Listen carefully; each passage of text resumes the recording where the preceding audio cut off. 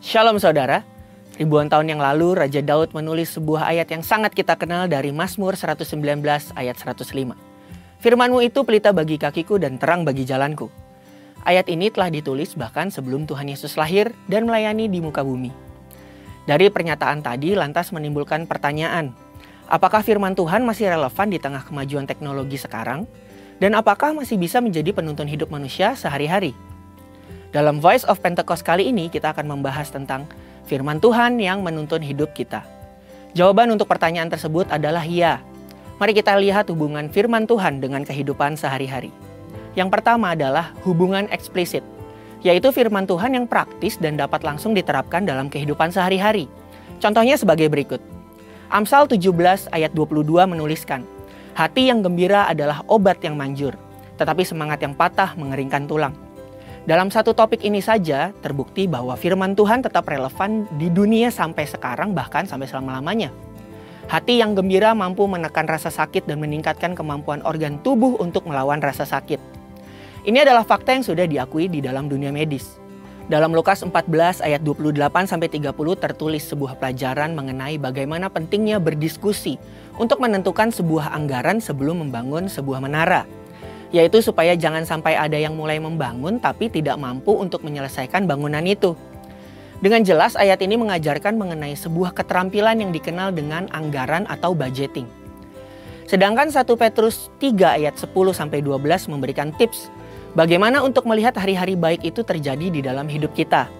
Dalam terjemahan New Living Translation digunakan kalimat if you want to enjoy life and see many happy days. Yang berarti kalau kita mau menikmati hidup dengan hari-hari bahagia, kita harus baca ayat yang selanjutnya yang menjelaskan kalau kita harus menjaga perkataan, menjauhi yang jahat dan melakukan yang baik, mencari perdamaian dan menjadi orang benar. Yang kedua adalah hubungan implisit, yaitu firman Tuhan yang ketika direnungkan dan dipelajari lebih dalam, mampu memberikan dan membentuk prinsip-prinsip untuk melewati masalah dan tantangan hari ini. Contohnya adalah, di Alkitab tidak pernah ada larangan nge-vape atau ngerokok. Tapi ketika direnungkan lebih dalam, ada beberapa firman yang dapat menjadi pedoman dan prinsip hidup untuk saat ini. Yang pertama adalah 1 Korintus 6 ayat ke-12. Segala sesuatu halal bagiku, tetapi bukan semuanya berguna. Segala sesuatu halal bagiku, tetapi aku tidak membiarkan diriku diperhamba oleh suatu apapun. 1 Korintus 6 ayat 19. Atau tidak tahukah kamu bahwa tubuhmu adalah bait Roh Kudus yang diam di dalam kamu? Roh Kudus yang kamu peroleh dari Allah dan bahwa kamu bukan milik kamu sendiri. 2 Korintus 7 ayat 1. Saudara-saudaraku yang kekasih, karena kita sekarang memiliki janji-janji itu, marilah kita menyucikan diri kita dari semua pencemaran jasmani dan rohani. Dan dengan demikian menyempurnakan kekudusan kita dalam takut akan Allah. Dari ayat-ayat tersebut kita dapat memperoleh pengertian bahwa vape atau merokok bukanlah sebuah keuntungan bagi tubuh manusia, sekaligus bukanlah tindakan yang menyenangkan hati Tuhan. Perenungan firman yang mendalam juga dibutuhkan agar firman itu mengubah paradigma kita dan mampu melihat kejadian sehari-hari dari perspektifnya Tuhan. Sebagai contoh, bagaimana seharusnya orang Kristen menanggapi soal kemajuan teknologi dan medis? Apakah orang yang sakit cukup didoakan saja atau perlu dibawa ke rumah sakit? Alkitab memberikan contoh dalam 2 Raja-Raja 20 ayat 1-7 perihal ini. Di ayat yang ke-7 tertulis, kemudian berkatalah Yesaya, ambillah sebuah kue ara, lalu orang mengambilnya dan ditaruh pada barah itu, maka sembuhlah ia. Kala itu Hizkia sakit keras dan Tuhan menyembuhkan ia dengan cara yang ajaib. Kita belajar bahwa Allah yang Maha Kuasa dapat melakukan kesembuhan dengan perpaduan antara yang natural dengan yang supranatural. Jadi, tidak tepat kalau menyimpulkan bahwa Alkitab menentang pemakaian sarana-sarana penyembuhan oleh manusia. Dari hal-hal di atas kita belajar bahwa firman Tuhan tidak lekang oleh waktu. Dan jawaban dari pertanyaan sebelumnya adalah, firman Tuhan sangat relevan dan selalu menjadi tuntunan dalam menjalani kehidupan sehari-hari di masa kini. Saudara, untuk penjelasan lebih lengkapnya dari tim teologi kami, silahkan klik link yang ada di atas atau scan QR Code yang tersedia. Tuhan Yesus memberkati.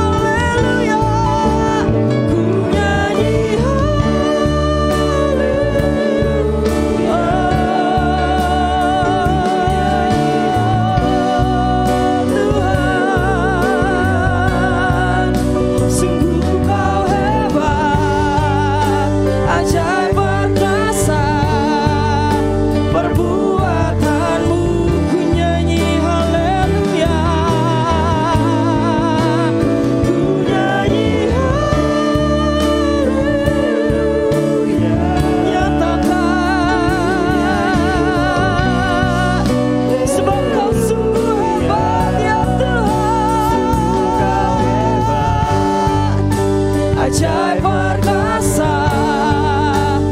Mari sama-sama sambil bangkit berdiri katakan, tak usah ku takut,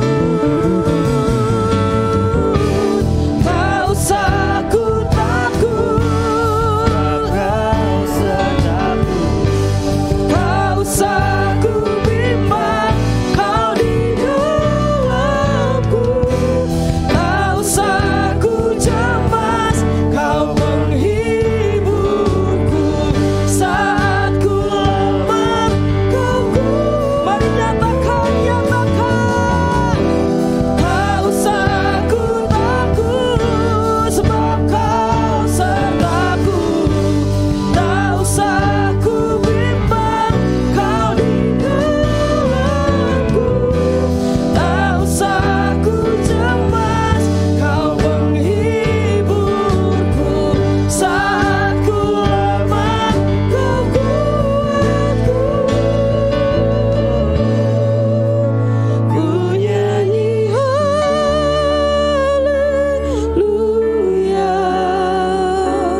ku nyanyi haleluya. Sungguh kau hebat, sungguh kau hebat, ajaib perkasa, perbuatanmu nyatakan. Ku nyanyi haleluya,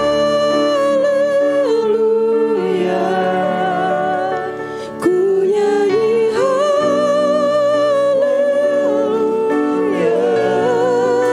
Sungguh kau hebat, ajaib perkasa, perbuatanmu.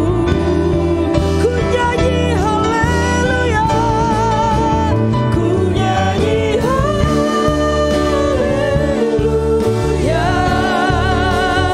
ku nyanyi haleluya.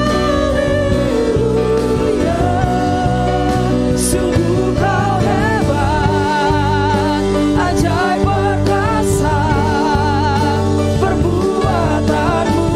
Ku nyanyi haleluya, ku nyanyi haleluya, ku nyanyi haleluya. Sungguh kau hebat, ajaib perkasa, perbuatanmu. Sungguh kau hebat, sungguh kau hebat, ajaib perkasa, perbuatan. Sungguh kau hebat, sungguh kau hebat, ajaib perkasa, perbuatanmu di hidupku.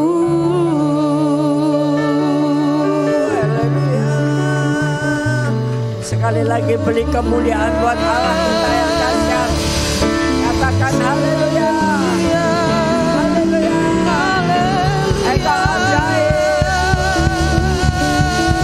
Haleluya. Sekali lagi kita katakan Allah dahsyat, Allah dahsyat, Allah ajaib, Allah ajaib, perkasa, perkasa, penolong yang hebat. penolong yang hebat. Di dalam nama Tuhan Yesus Kristus, Nama Tuhan Yesus Kristus. kami semua siap diberkati Tuhan. Haleluya. Amin. Ya, amin. Tuhan, sorak-sorai sekali lagi. Haleluya. Siap diberkati Tuhan. Katakan bersama-sama. Haleluya. Haleluya. Haleluya. Haleluya. Sebelum duduk, katakan welcome Desember. Welcome Desember. Selamat datang bulan Desember. Bulan apa? Bulan Desember identik dengan bulan Natal. Ya, Tuhan silakan duduk kembali. Haleluya. Siapa yang suka cita di Desember? Oh, di Desember saja ya. Sukacita di bulan Desember saja? Tidak ya. Karena apa? Kita sudah lihat hiasan-hiasan Natal ya, mall-mall yang indah. Semuanya dipersiapkan dengan dahsyat. Bahkan 1 Desember sudah ada Natalan. Setiap hari boleh bilang ada Natalan ya. Nah, itu semuanya indah. Kita bersuka cita mempersiapkan segala sesuatu untuk siapa nih? Hiasan-hiasan, lalu beli baju baru, mungkin ada yang sepatu baru. Yang make siapa? Kita ya. Yang ulang tahun siapa? Tuhan Yesus. Agak kurang pas gitu ya. Tapi nggak apa-apa, karena kita bersuka cita karena Yesus lahir untuk menebus kita semua. Amin. Nah, cuman kita juga mesti mikir gini. Bagaimana dengan orang-orang yang saat-saat jelang Natal itu tidak punya dana. Mungkin mereka sedang sakit di rumah sakit. Mungkin mereka sedang ada dalam pergumulan, percekcokan, di ujung tanduk mau pisahan, mau bercerai. Apakah mereka juga bisa merayakan seperti itu? Jadi kalau begitu, apa sih yang perlu kita persiapkan untuk sebuah perayaan Natal? Pernah merenungkan itu? Apa yang sebetulnya yang Tuhan pingin untuk kita itu bisa mempersiapkan Natal dengan baik dan benar. Semua ini tidak ada salahnya. Ya, saudara mulai mau booking restoran untuk 24 malam, 25 boleh juga. Asal itu bukan yang terutama, saudara. Adik-adik, anak-anak muda, ya sudah janji bikin schedule nongkrong-nongkrong, betul? Ayo, yang sudah angkat tangan. Enggak apa-apa juga, ya. Kalau engkau suka cita bersama-sama teman, tapi esensi yang penting bukan makan-makannya. Tetapi apa? Kita sharing betapa Tuhan itu begitu baik terhadap kita selama 1 tahun ini minimalnya. Begitu kan? Boleh aja mau nongkrong di kafe, di apa, tidak masalah tempatnya. Tapi yang masalah adalah apa yang kita buat di situ. Amin? Yang amin Bu Desi malah. Anak-anak muda amin enggak? Suka nongkrong enggak? Suka ya? Nah, enggak apa-apa. Asal tahu batas. Ya, apa punya tugas, sekolah, bekerja, yang masih muda-muda ini ya, boleh. Itu memang nuansanya anak muda. Tetapi engkau juga harus membatasi dirimu. Bahwa apa yang Tuhan beri kepada kita, tanggung jawab di dalam kehidupan kita masing-masing. Engkau sebagai apa? Student, harus belajar, harus selesaikan tugasmu. Sebagai karyawan juga harus bekerja dengan baik. Jangan nongkrong-nongkrong nanti besoknya kerja ngantuk melulu. Disuruh bos A yang dikerjakan B. Nah, akhir bulan dipecat. Nangis-nangis, oh Tuhan mana kasihmu? Oh Tuhan dibawa bara. Ya, pada waktu mau nongkrong gak ngajakin Tuhan tuh. Nah, inilah semuanya kita harus tertib, teratur karena Tuhan menjadikan kita semua baik adanya. Sesuai dengan tugas kita masing-masing. Ibu-ibu juga harus melakukan pekerjaannya di rumah. Walaupun mau pergi, ya mungkin alasannya kan ini banyak Natalan. Ibu-ibu itu banyak Natalan. Ya. Tapi harus menyelesaikan juga tugasnya di rumah. Bapak-bapak ya. Mungkin sudah ini sebentar lagi atau mungkin sudah terima bonus. Ya Pak Wani. Jadi diapain nih terima bonus nih?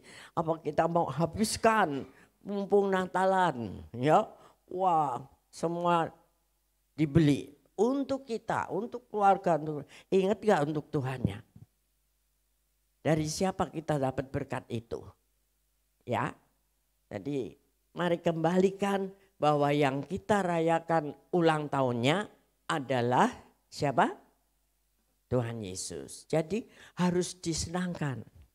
Saya paling risih kalau lihat seorang orang tua, ya keluarga, dia bikin ulang tahun anaknya. Ya masih kecil lah ya, mungkin 4, 5, 6 tahun, tapi sudah punya teman. Tapi ketika mengadakan perayaan ulang tahun itu, yang datang teman bapaknya semua, teman ibunya. Tidak ada satupun teman anaknya. Ya toh, terus saya tanya, lah ini teman-temannya mana? Anaknya malah ngumpet di kamar, saudara. Ini aneh sekali, saya bilang. Itu saya melayani seperti 2 kali tuh, waktu anak itu 10 tahun, 9 tahun sama 10 tahun. Tidak ada satupun anak. Loh tadi pagi sudah ya, saya pikir sudah tadi duluan. Atau nanti sore mungkin bikin acara tersendiri untuk anak. Enggak. Jadi ini agak melenceng begitu ya. Ya udah kalau memang mau ulang tahunnya sendiri aja. Jangan pakai ulang tahun anak gitu. Jadi mari kita kembali kepada apa sih esensi daripada kita merayakan Natal ya. Mau tukar kado, mau beli baju, semua boleh. Yang penting itu tidak melebihi kemampuan kita. Katakan amin. Ya, jangan sampai pinjol gara-gara mau Natalan. Nah, habis Natal dikejar-kejar tuh sama siapa namanya? Debt collector. Nah, itu kalau udah nangis-nangis sama Tuhan. Kok Tuhan gak tolong saya? Waktu mau buka pinjol gak ngajakin Tuhan? Ya toh? Nggak bilang kan sama Tuhan, Tuhan aku boleh nggak ini mau pinjam untuk merayakan ulang tahunmu loh Tuhan. Setuju nggak seperti itu Tuhan kira-kira? Lah, ya jadi hati-hati kita, terutama anak-anak muda ini dalam melangkah. Jadi jangan pakai alasan A yang sebetulnya tidak untuk B. Gitu. Mari kita masuk lebih dalam. Saya mau kasih contoh seorang anak muda yang sungguh dia berdiri sesuai dengan kehendaknya Tuhan. Sehingga dia dipakai Tuhan luar biasa. Ya. Siapa dia itu? Kita lihat di 1 Samuel 3. Ayat 1 sampai 3. 1 Samuel 3 ayat 1 sampai 3. Kalau kita melihat kitab ini Samuel tentu tentang Samuel ya. Jadi 1 sampai 3 dulu kita baca bersama-sama, terutama anak-anak muda baca yang keras sembari disimak isi setiap kalimatnya ya. 1, 2, 3. Samuel yang muda itu menjadi pelayan Tuhan di bawah pengawasan Eli. Pada masa itu firman Tuhan jarang. Penglihatan-penglihatan pun tidak sering. Pada suatu hari Eli yang matanya mulai kabur dan tidak dapat melihat baik sedang berbaring di tempat tidurnya. Lampu rumah Allah belum lagi padam, Samuel telah tidur di dalam bait suci Tuhan, tempat tabut Allah. Coba tolong balik ke 1. Jadi si Samuel ini, siapa yang kenal dengan Samuel? Di sini ada Samuel? Enggak ada? Syukur enggak ada ya. Nah itu kenapa banyak orang dikasih nama Samuel? Berarti pasti baik kan ya? Ya, ada enggak yang namanya Yudas gitu? Anaknya, punya anak namain Yudas. Tadi bro siapa? Denny ya. Baru punya melahirkan anaknya baru seminggu ya, tapi anaknya cewek, nggak mungkin Yudas ya. Jadi kalau cewek siapa yang baik namanya? Pada umumnya cewek-cewek namanya siapa? Esther. Siapa lagi? Paling banyak di dunia ini. Ibunya Yesus. Maria, Elizabeth itu ya. Jadi nama itu ada artinya saudara.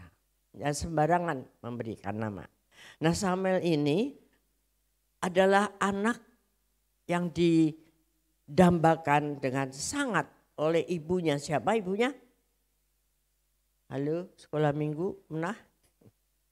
Hah? Hana. Hana itu lama tidak dapat anak. Lalu dia menangis di bait Allah. Lalu sampai orang bilang dia mabok nih. Seperti orang mabok anggur.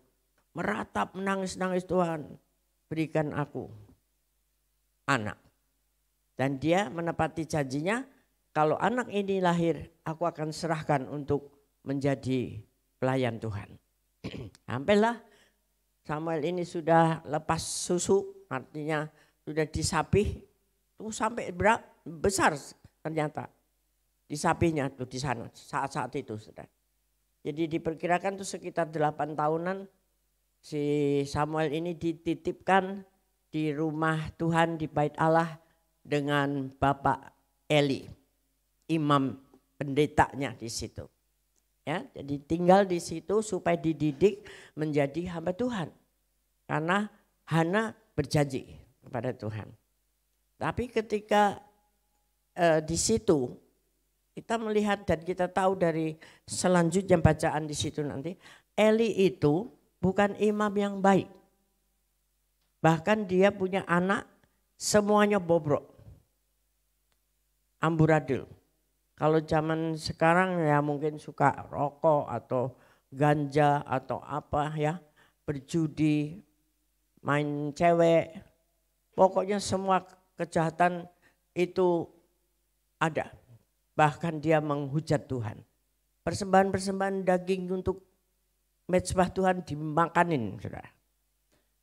Ya, tetapi si Samuel kecil ini, remaja ini, dia berhasil melewati tantangan-tantangan itu yang tiap hari dia bersama-sama di lingkungan yang seperti itu. Tapi dia muncul sebagai pemenang. Bangkit menjadi pemenang. Itu tema kita tahun ini. Ada hampir habis. Sebentar lagi sudah ganti, bangkit jadi teranglah. Setelah kita pemenang baru kita bisa jadi terang. Artinya menerangi yang gelap. Nah sekarang cek masing-masing dulu. Sudah menang belum aku? Seperti Samuel. Menang di tengah-tengah lingkungan yang bobrok seperti itu. Dia tidak terpengaruh. Dia tidak ketularan. Ya, hal-hal jelek itu. Kenapa bisa seperti itu? Yang pertama dia, ayat berikutnya tadi mana bro? Ayatnya hilang bro. Nah, Eli sendiri penglihatannya tuh sudah kabur, ya. Jadi tentu dia juga sudah tidak banyak membaca firman. Apalagi mendidik Samuel, sudah tua dia. Gitu. Lalu dia berbaring di tempat tidur. Terus ayat 2-nya, ya, ayat 2 dulu. Ayat 2 dulu. Tadi ada yang ayat 1 ya, yang firman Tuhan itu jarang. Ya, pada masa itu firman Tuhan jarang, penglihatan-penglihatan pun tidak sering. Ya karena imamnya seperti itu. Jadi Tuhan jarang berbicara Allah. Ya, entah berapa lamanya itu sampai ayat 3. Ayat 3. Saat itu lampu rumah Allah belum padam. Berarti belum malam sekali. Dan ini yang digarisbawahi, Samuel tidur di dalam bait suci Tuhan. Di tempat tabut Allah ada. Artinya apa? Kalau sekarang enggak perlu tidur di sini. Ya, di rumah Tuhan kan? Bukan begitu, karena sekarang bait Allah itu ada di mana? Bait Allah itu di mana? Di hati kita. Ini bait Allah. Hidup kita ini bait Allah. Boleh bilang kiri kanan, aku bait Allah. Kurang serempak ya. Masih ada yang diem aja bingung gitu. Aku bait Allah. Sekali lagi, aku bait Allah. Jadi Allah ada di sini, bukan? Roh Allah ada di sini.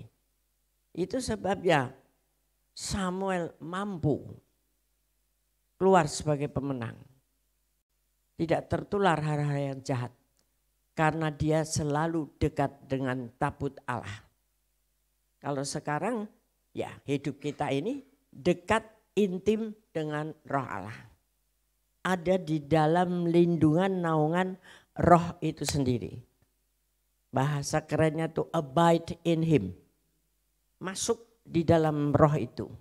Selalu tadi saya beri contoh, kalau ada botol ini di dalamnya kita kasih ikan kecil, kita tonjok-tonjok gitu, ikannya sakit gak kira-kira? Ikannya kira-kira mati gak? Enggak. Ya, karena ada perlindungan, ada plastik ini, ada air yang melindungi ikan itu. Jadi kehidupan kita itu mestinya seperti itu, sehingga apapun yang datang mengganggu kita tidak akan mampu. Katakan amin. Anak-anak muda, engkau masanya banyak tantangan hari-hari ini, menghadapi kehidupan yang seperti sekarang ini. Ya, di Indonesia pun saya kira juga sudah ada moto yang mengatakan bahwa kamu anak-anak muda kalau belum melakukan seks bebas itu kamu kuno, banci. Tuh, ada yang pernah dengar seperti itu? Mungkin di Pondok Gede ini masih suci-suci semua. Kita bersyukur. Tapi kalau di Jakarta sana, Jakarta Selatan, Jakarta Barat yang terlalu banyak duit, hidup bebas semua. Kita tahu kan yang jadi masalah kemarin-kemarin? Semua udah bebas melakukan. Nah, yang seperti itu tidak akan menerima bagiannya di dalam janji Tuhan. Apa? Ya, tema daripada Natal kita itu adalah hari ini kemuliaan Allah. Turun dan damai sejahtera turun di bumi. Ayatnya Lukas 2 ayat 14. Tapi perhatikan siapa yang bisa menerima itu. Yuk kita baca sama-sama sekali lagi. 1, 2, 3. Kemuliaan bagi Allah di tempat yang maha tinggi dan damai sejahtera di bumi di antara manusia yang berkenan kepadanya. Garis bawahi yang terakhir, bagian terakhir, yang berkenan kepadanya, kepada Allah. Bagaimana siapa orang-orang yang berkenan kepada Allah? Ya yang menuruti perintahnya, yang hidup intim dengan dia. Seperti tadi Samuel, ya. Sampai akhirnya bagaimana? Kemuliaan Allah ini ada pada dia, damai sejahtera ada pada dia. Satu waktu Samuel ada yang manggil sampai 3 kali. Dan dia gak ngerti itu suara Tuhan. Karena juga tidak diajar oleh Imam Eli. Jadi ketika dengar suara namanya dipanggil, Samuel, Samuel. Dia lari ke Pak Eli. Lalu Pak Eli bilang, aku gak manggil kamu sampai 3 kali kan. Nanti baca sendiri itu 1 Samuel. Bagus ini ya. Dia bolak-balik sampai akhirnya Pak Eli ini mulai sadar. Oh berarti yang manggil itu Tuhan. Karena sudah lama tidak ada apa tadi? Firman. Tidak ada suara Tuhan yang terdengar. Jadi si Samuel yang dipanggil-panggil. Eli baru sadar. Nanti kalau ada panggilan lagi kamu bilang ini aku Tuhan. Berbicaralah. Akhirnya benar 3 kali Tuhan panggil lagi dan Tuhan berkata singkatnya bahwa si Samuel kecil ini, ABG ini dikasih pesan berat. Yaitu untuk memberitahu kepada Imam Eli, si orang yang dihormati, dihargai di bait Allah, menunjukkan bahwa Tuhan segera akan menghukum engkau dan anak-anakmu. Nah, Samuel takut dong, ya, dia nggak berani siapa saya, itu. Sampai akhirnya paginya dia diam aja, nggak ngomong. Tapi Eli tahu bahwa Tuhan pasti berbicara kepadamu. Ya, mari kita lihat selanjutnya ayat 13-14.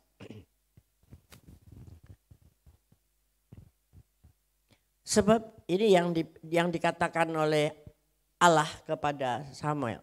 Sebab telah kuberitakan kepadanya, kepada Eli, bahwa aku Allah akan menghukum keluarganya untuk selamanya karena dosa yang telah diketahuinya, yakni bahwa anak-anaknya telah menghujat Allah, tetapi ia, si Eli, tidak memarahi mereka, anak-anaknya itu. Ini loh masalah besar di dalam keluarga saudara. Ya, kalau anak-anak berbuat salah, ya, terus orang tuanya mendiamkan, kamu jangan senang-senang bahagia, nanti terima hukuman Tuhan. Nah, orang-orang tua, sebagai orang tua, kita tidak boleh membiarkan anak-anak kita. Jangan takut memarahinya. Anak sekarang memang lebih dahsyat menjawab teguran-teguran kita.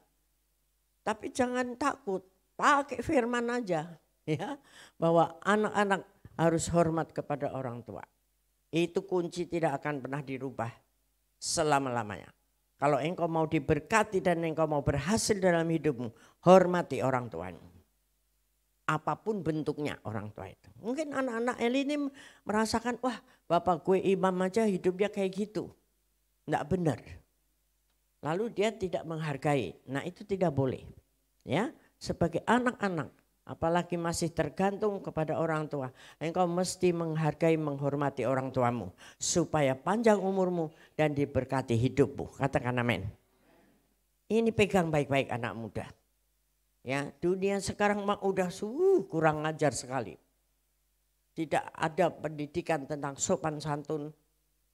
Ya, di sekolah apalagi tidak ada lagi budi pekerti. Ada orang tua yang rentah di bis berdiri, anak muda tidur duduk aja main HP. Bodoh amat. Itu bisa seperti itu.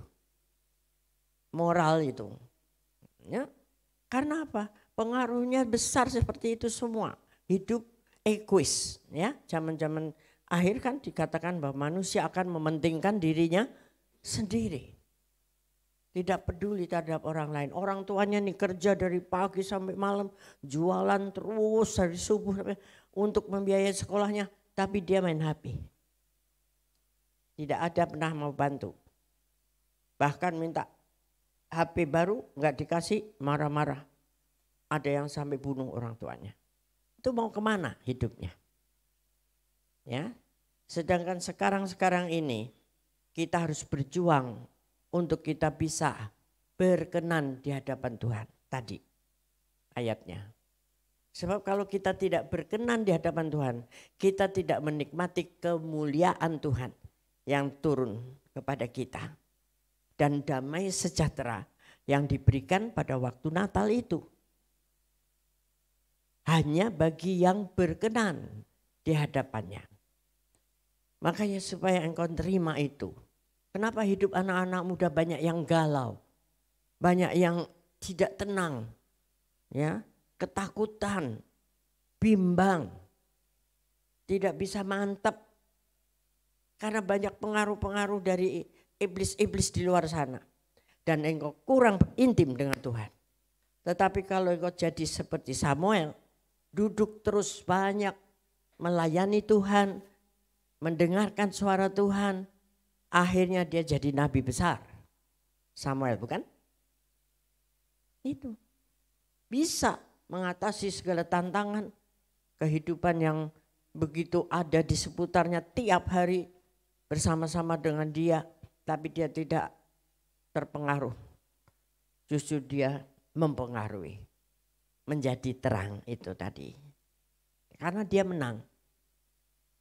Jadi kalau sudah menang baru bisa jadi terang.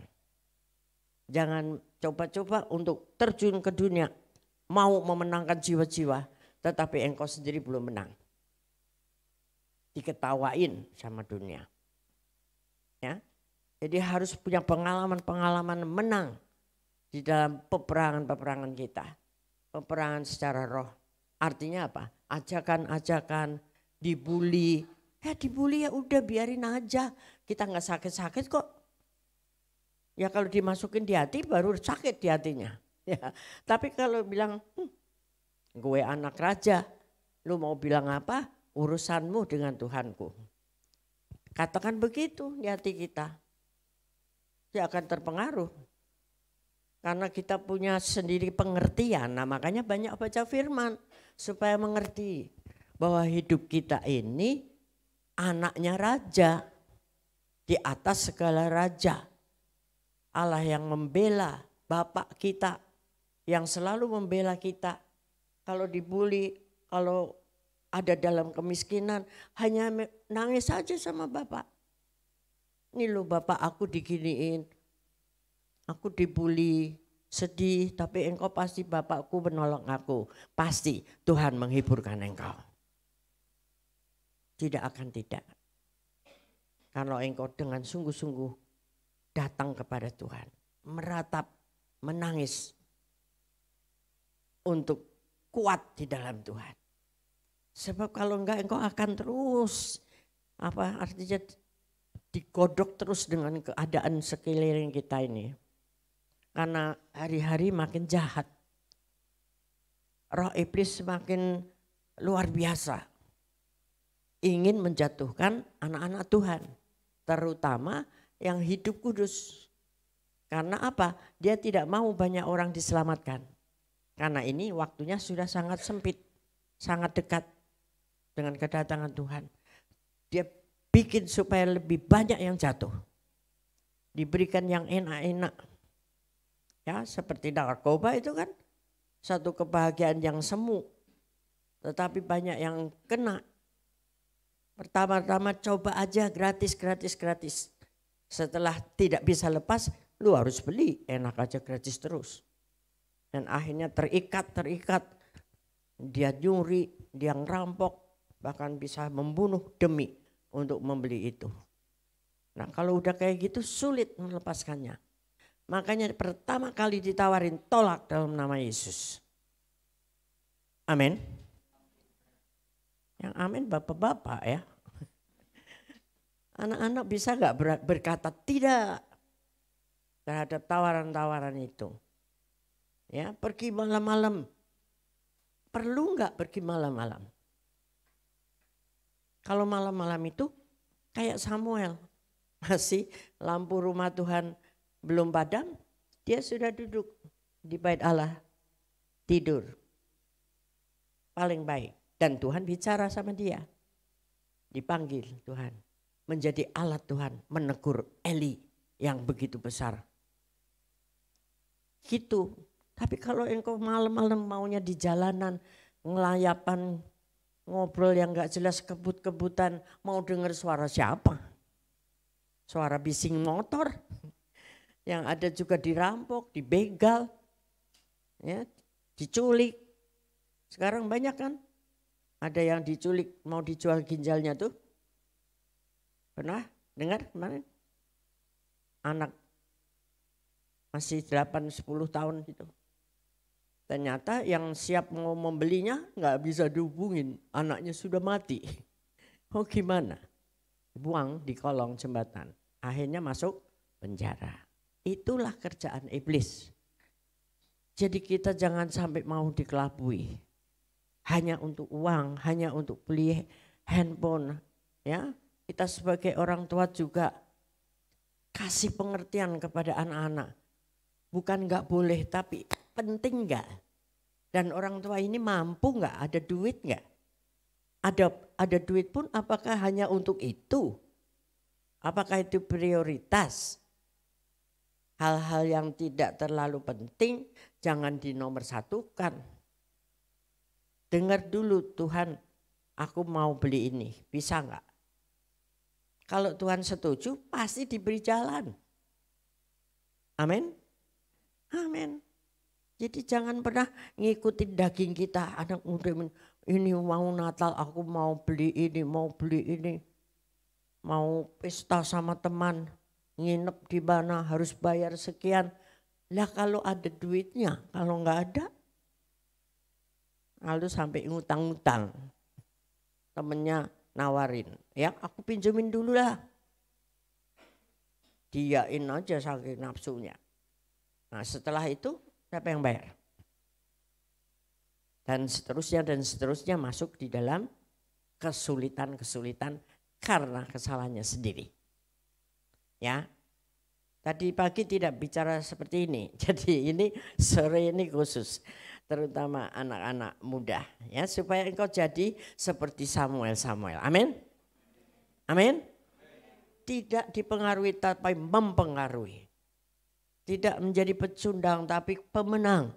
Dan akhirnya menjadi terang. Karena ini masanya Tuhan sedang pakai anak-anak Yeremia. Generasi Yeremia. Tapi kalau engkau gak pernah intim sama Tuhan, mau maju bagaimana? Kalah terus, sudah pasti kalah terus. Karena tantangan di luar sangat besar. Ya, mulai hari ini mari datang dekat bait Allah terus. Ada pribadi, hubungan pribadi kita dengan Tuhan. Kalau engkau sedang sedih, ngadu sama Tuhan. Kalau engkau sedang kecewa, ya, sedang sakit, apapun yang menjadi hal-hal yang sedang ada dalam sekelilingmu, ngadu sama Tuhan. Baca firman-Nya, engkau akan kuat menghadapi itu. Walaupun sendiri, Samuel sendiri loh, ABG loh. Belum 20 tahun. Itu masih rentan. Tapi ini membuktikan bahwa dia dibela oleh Tuhan. Amin. Amin, ya. Nah, hari-hari ini diserukan untuk kita juga berpuasa untuk bangsa dan negara kita dengan sungguh-sungguh. Dari tanggal 2 kemarin sampai dengan nanti tanggal 12, 11 hari.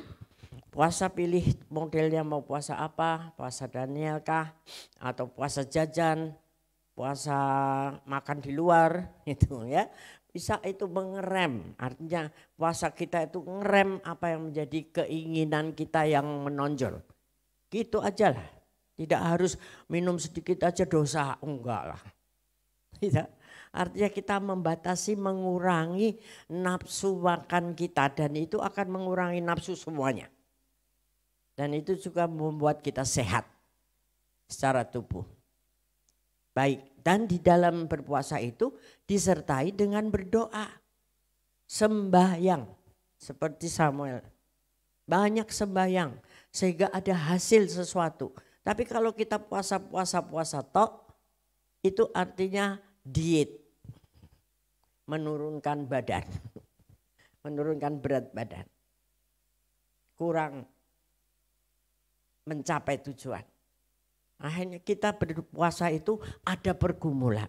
Pergumulan kita untuk Indonesia khususnya. Karena Indonesia ini kelihatan tenang-tenang baik-baik. Tapi tidak seperti itu di dalamnya. Seperti api dalam sekam. Tiba-tiba bisa menyala. Tiba-tiba gunung bisa meledak. Kemarin juga di doa pengerja dengan Pak Niko disampaikan. Ke depan banyak hal-hal yang suddenly happen. Yang tiba-tiba bisa terjadi. Gunung-gunung akan lebih banyak lagi meletus, memuji Tuhan itu. Ya, tapi kita yang konyol. Nah, dalam keadaan yang seperti itu kita tidak diharuskan takut. Tetapi justru mengatasi itu semua, intim dengan Tuhan, engkau tidak akan takut. Tetapi Tuhan bisa melakukan perkara-perkara yang besar. Yang tidak pernah kita pikirkan. Lebih dari yang kita doakan. Ya, itu kita baca ayatnya di Efesus 3:20. Efesus 3:20, 21. Bagi dialah, bagi Tuhan, bagi Allah yang dapat melakukan jauh lebih banyak daripada yang kita doakan atau pikirkan. Seperti yang ternyata dari kuasa yang bekerja di dalam kita. Amin.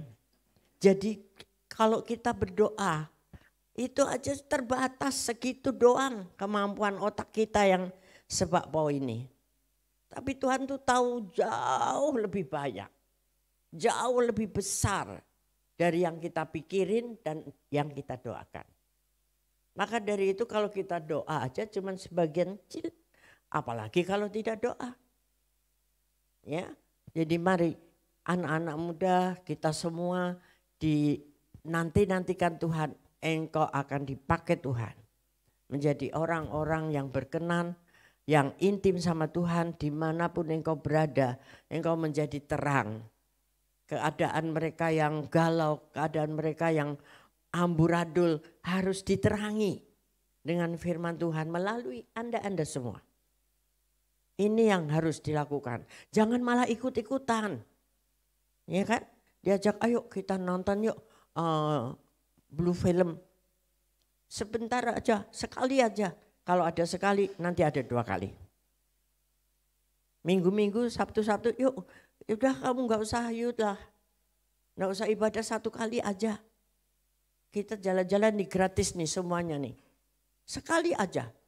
Kalau ada sekali, ada 2 kali. Ada 2 kali, ada 3 kali. Dan akhirnya engkau akan terbawa jauh. Ya, puji Tuhan anak-anak di sini terus maju di dalam bersekutu dengan Tuhan ya. Bikin momen-momen pertemuan, memang anak-anak tidak bisa terus sendirian. Tapi harus kumpul-kumpul, tapi kumpul-kumpulnya dengan cara yang benar. Yang berkenan di hadapan Tuhan. Bahas firman, 1 ayat aja itu kalau dibahas bisa berjam-jam. Itu seru. Zaman saya muda gitu kerjaannya. Ambil 1 ayat, ayo kita berdebat tapi debat yang baik. Apalagi sekarang banyak bisa lihat di Google, apa sih artinya ini? Apa maksudnya ini? Ya kadang-kali bahasanya kurang pas. Nah kita cari itu di kamus mana. Itu sehat dan kita akan disehatkan rohaninya. Tidak mudah dibohongin oleh nabi-nabi palsu, guru-guru palsu, disesatkan. Kita semua, muda tua semua, belajar untuk kita banyak meneliti, merenungkan firman Tuhan siang dan malam, itu kata Yosua. Betul? Nah 1 bukti lagi si Petrus nih ya, ada di Kisah 12 ayat 5, bukti dari sebuah doa, kekuatan doa. Petrus itu dipenjara, ditahan dalam penjara. Tapi yang jelas bukan karena pinjol atau karena berantem, enggak. Tapi karena nama Tuhan Yesus. Amin. Ya, karena dia memberitakan tentang Yesus di penjara. Tetapi jemaat artinya pengikut-pengikutnya dengan tekun mendoakannya kepada Allah. Hasilnya apa? Penjara terbuka tiba-tiba. Petrus bisa keluar. Tapi ketika dia keluar, dia datang ke rumah jemaat-jemaat ini yang sedang doa ini, ketok pintu, tidak dibukain. Dia takut. Apa ini Petrus benar? Apa jadi-jadian?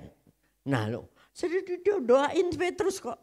Tapi dia sendiri bingung ketika doanya dijawab Tuhan. Amin. Dia tekun berdoa, Tuhan jawab. Petrus lepas. Begitu aja.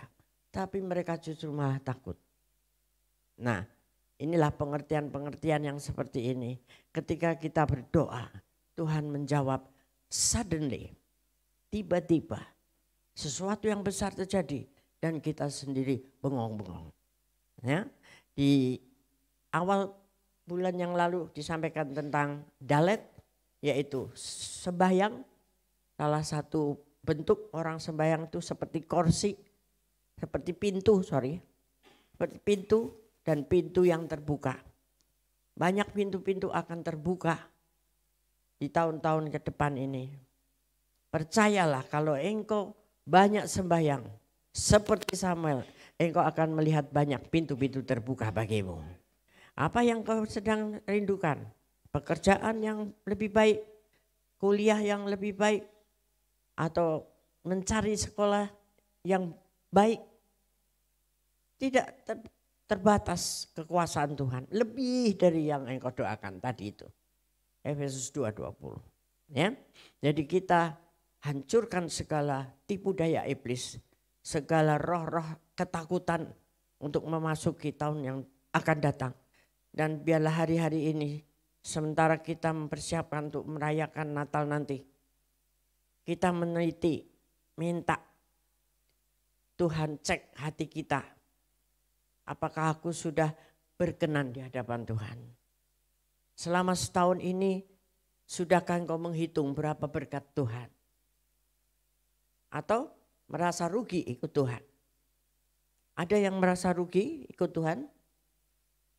Yang ini cuma 1, 2. Siapa yang merasa rugi ikut Tuhan? Saya mau kasih contoh satu hal aja. Selama setahun ini aja, enggak usah berapa tahun. Berapa oksigen yang engkau hirup? Ada Ibu Evi ini yang kerjaannya di rumah sakit. 1 tabung berapa Bu sekarang Bu? Pokoknya mahal ya Bu ya. Oksigen sehari berapa tabung? Kalikan 365 hari. Gratis loh. Sebentar aja Tuhan sumpet hidung kita. Nyaman gak? Gak usah sampai bumpet seterusnya, kalau bumpet mati.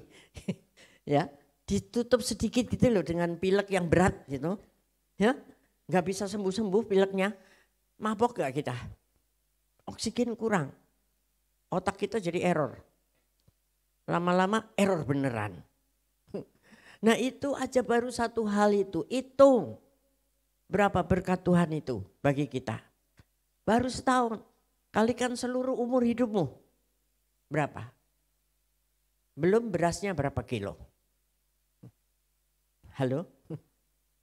Ya memang kan kita beli Bu berasnya. Ya beli, tapi yang untuk membeli itu kalau Tuhan enggak kasih pekerjaan, keluarga kita, enggak ada yang doku yang masuk, mau beli pakai apa?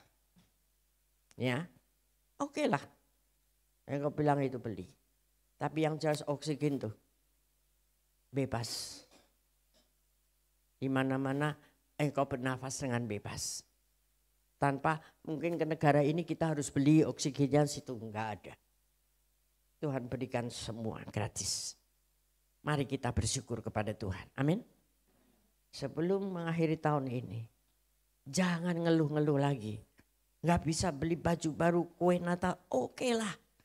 Hati kita ini bersuka cita karena Tuhan itu baik. Baiknya tidak karena hanya baju baru dan kue Natal. Tetapi baiknya itu sempurna, kita di sini tidak ada yang bincang. Tidak ada yang pakai tongkat. Ya, semuanya sehat, sempurna. Berapa sering kita mengucap syukur kepada Tuhan. Amin. Mari kita siapkan hati untuk berjamuan kudus malam hari ini. Periksa setiap hati kita. Minta supaya Roh Kudus menjamah, mengingatkan apa yang harus kita bereskan di hadapan Tuhan. Adakah kita masih menyimpan dendam? Nggak suka dengan dia. Ya, kalau ketemu balik muka, buang muka, padahal muka itu nggak bisa dibeli. Ya. Kenapa dibuang-buang? Baiklah, kita renungkan baik-baik malam hari ini sebelum kita masuk di dalam perjamuan kudus dengan menyanyikan kemuliaan Tuhan. Yuk kita bangkit berdiri, sambut firman Tuhan. Dan dengan sungguh-sungguh minta supaya Tuhan menerangi kita. Apa yang harus kita bereskan. Selalu saya ingatkan itu. Agar engkau tidak simpan apapun. Supaya menjadi orang yang berkenan. Dan engkau terima kemuliaan Tuhan. Terima damai sejahteranya selama-lamanya. Tidak hanya musim Natal saja. Amin. Kemuliaan bagi Allah di tempat yang maha tinggi. Damai sejahtera di bumi di antara semua umat manusia yang berkenan padanya. Ini ayat tadi yang kita baca. Berapa ayatnya tadi? Yang menjadi nanti tema Natal kita. Ya, Lukas 2 ayat 14. Jadilah orang yang berkenan kepada Tuhan. Amin. Kemuliaan bagi Allah di tempat yang maha tinggi, damai sejahtera di bumi di antara semua umat manusia yang berkenan padanya. Mari saya undang pelayan Tuhan. Mari kita berdoa. Minta supaya kita dilawat oleh Tuhan. Apakah masih ada sesuatu yang belum menyenangkan Tuhan? Bersihkan hati hari ini juga. Karena kita tidak tahu apa yang terjadi setelah ibadah ini. Ntar malam, besok pagi, kita tidak pernah tahu. Mari bicara dengan Tuhan melalui Roh Kudus-Nya. Ampuni aku Tuhan, dan aku juga mau mengampuni orang yang bersalah kepadaku. Agar aku tidak bersalah di dalam memakan perjamuan kudus ini. Simbol tubuh dan darah Yesus yang sudah tersalib menderita buat kita semua. Terima kasih Tuhan, berkati kami semua supaya peringatan akan kematian Tuhan ini mendatangkan berkat buat kita, kekuatan baru, pengurapan yang baru, dan kami kuat untuk menghadapi masa-masa ke depan, musim Natal ini, di mana banyak hal bisa terjadi. Kami berdoa Engkau tutup bungkus kami semua, gereja-gerejamu Tuhan, berikan rohmu, malaikatmu berpasukan, menjagai setiap gereja-gereja ini, sehingga damai-Mu terus turun atas kami semua. Terima kasih Tuhan, berkati pelayan-pelayan, demikian juga kami semua. Dalam nama Tuhan Yesus Kristus kami siap menerima perjamuan kudus. Haleluya. Amin. Silakan duduk kembali. Kemuliaan bagi Allah di tempat yang maha tinggi, damai sejahtera di bumi di antara semua umat manusia yang berkenan padanya. Kemuliaan bagi Allah di tempat yang maha tinggi, damai sejahtera di bumi di antara semua umat manusia yang berkenan padanya. Di antara semua umat manusia yang berkenan padanya. Mari kita bangkit berdiri. Apakah saudara semua sudah terima roti dan anggur? Kalau belum boleh angkat tangannya supaya dilayani. Kalau sudah semuanya, kita akan siapkan hati untuk sakramen ini dengan baik dan benar. Mari angkat roti di tangan kanan kita tinggi-tinggi. Sebab apa yang telah kuteruskan kepadamu telah aku terima dari Tuhan, yaitu bahwa Tuhan Yesus pada malam waktu ia diserahkan mengambil roti, dan sesudah itu ia mengucap syukur atasnya. Ia memecah-pecahkannya dan berkata, inilah tubuhku yang diserahkan bagi kamu. Perbuatlah ini menjadi peringatan akan aku. Saudara-saudara yang kasih Tuhan, bukankah roti yang kita pecah-pecahkan ini adalah persekutuan kita dengan tubuh Kristus? Amin. Mari kita makan dalam nama Yesus.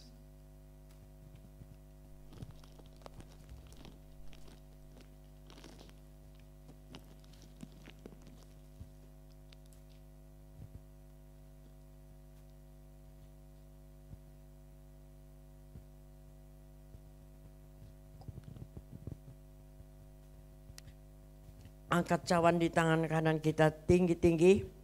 Demikian juga yang mengambil cawan sudah makan lalu berkata, cawan ini adalah perjanjian baru yang dimeteraikan oleh darahku.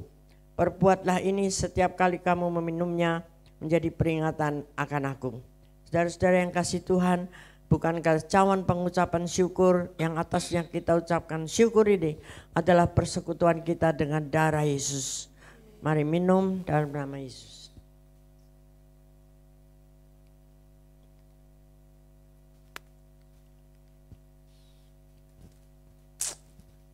Haleluya. Naikkan syukur kepada Tuhan. Bicara kepada Tuhan.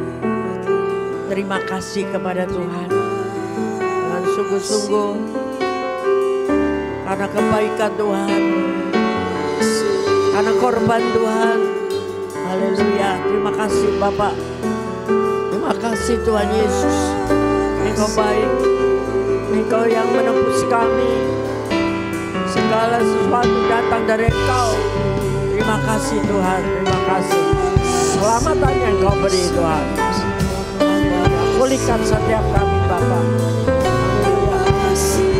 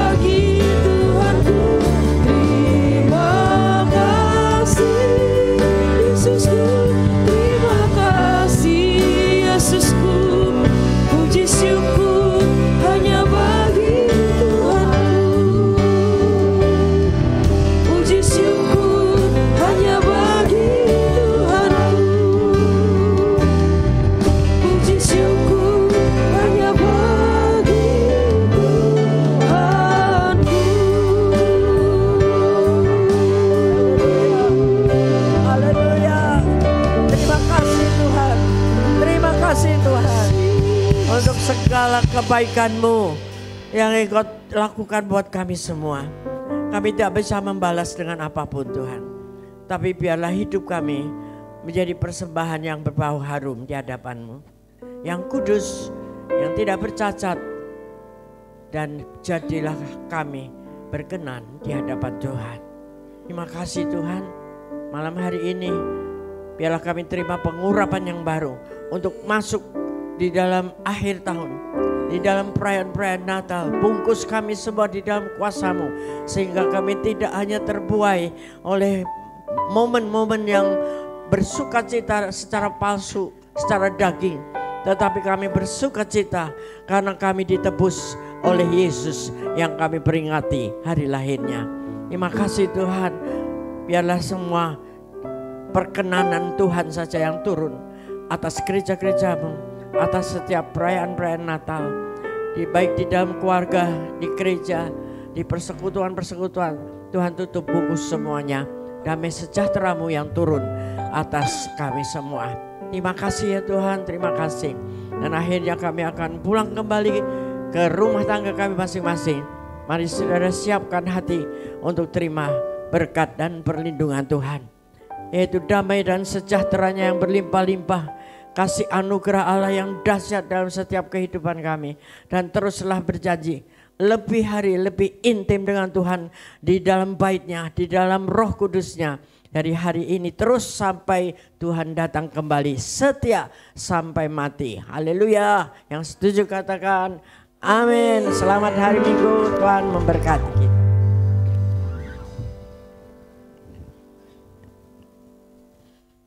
Haleluya. untuk ibadah kita pada sore hari ini telah selesai Bapak Ibu Saudara. Silakan bersatu sejenak sebelum meninggalkan ruang ibadah.